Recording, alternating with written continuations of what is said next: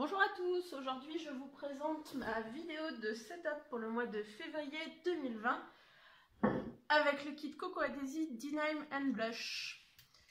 Donc comme le mois dernier je suis restée donc dans les disques, c'est un nouveau support que j'apprécie plutôt.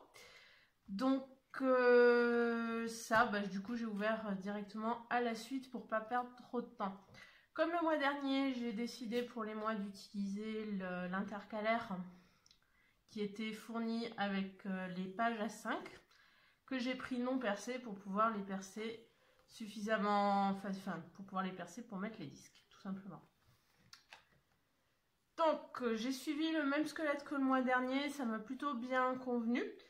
À savoir après donc mon intercalaire et un récap du mois que j'ai pas trop utilisé le mois dernier, j'ai plutôt utilisé les pages mensuelles qui étaient fournies avec le kit. Donc là donc j'ai décidé derrière de mettre ma to-do list mensuelle. Donc qui est une page pareille à 5 qui est fournie dans le kit et que j'ai juste un petit peu décoré de façon supplémentaire. Ensuite, donc la page mensuelle qui est plutôt épurée pour le moment. Cela dit, sur le mois de janvier, je l'ai décorée avec plein de tampons, etc. Et c'était finalement plutôt sympa. C'est vraiment une page que j'ai beaucoup appréciée. Ça fait un bilan du mois tout en mettant quelque chose d'assez chargé. Personnellement, j'aime bien. J'aime beaucoup le style minimaliste, mais alors ça ne me convient pas du tout. Ensuite, le Futurlog, pardon, que pareil, qui est quasiment pas décoré. La page en elle-même se suffit, sachant que par contre après, quand j'écris dedans, je charge pas mal. Donc si je commence à rajouter des décos, pour le coup, c'est illisible. Ensuite, un dashboard que j'ai juste décoré avec un petit peu de tampon et un sticker.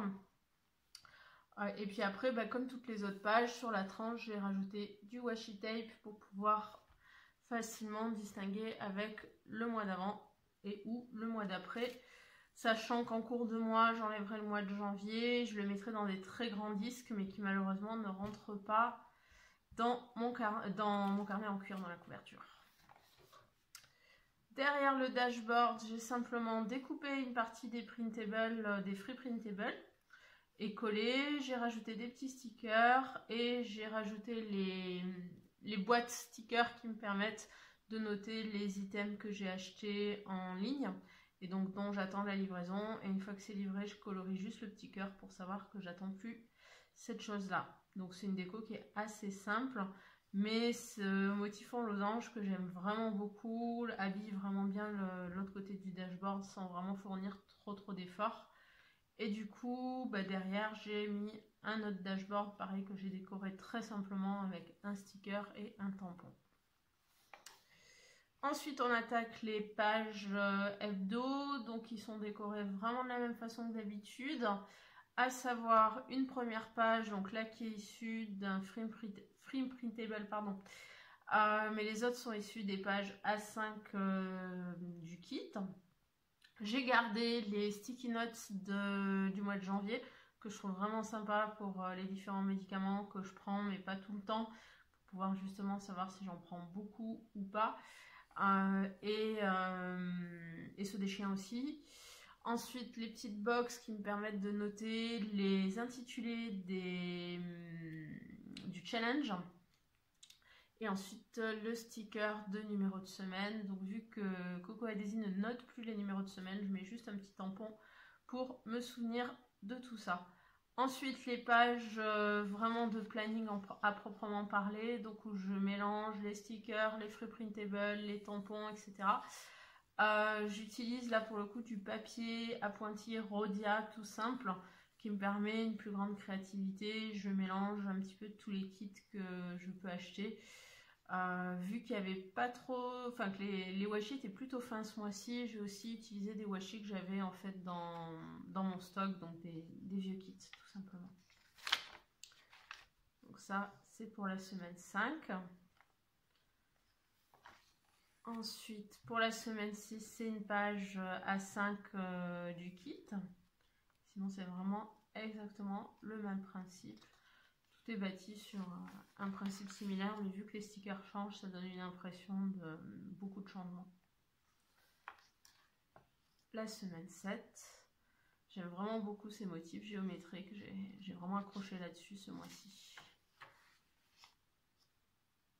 Sur cette semaine-là, j'ai vraiment aimé parce que je pouvais rajouter les stickers transparents que j'apprécie beaucoup.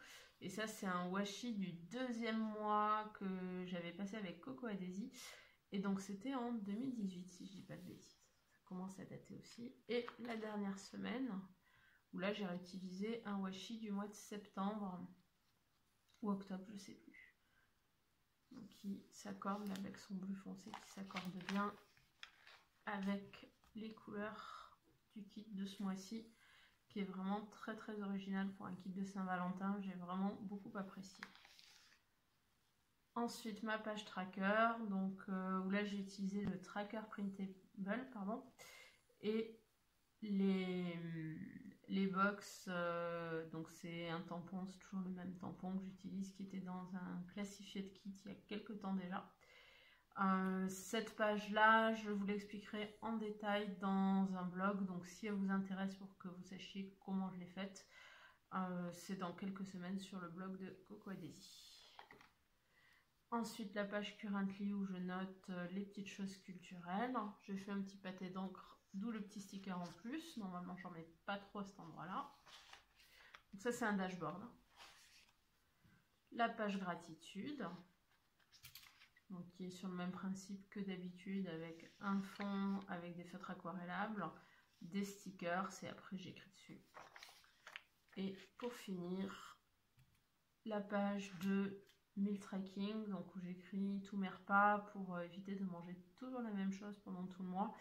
J'utilisais plus trop la page idées repas, sachant que sur mes pages de semaine, j'écris ce que je prévois qu'on mange.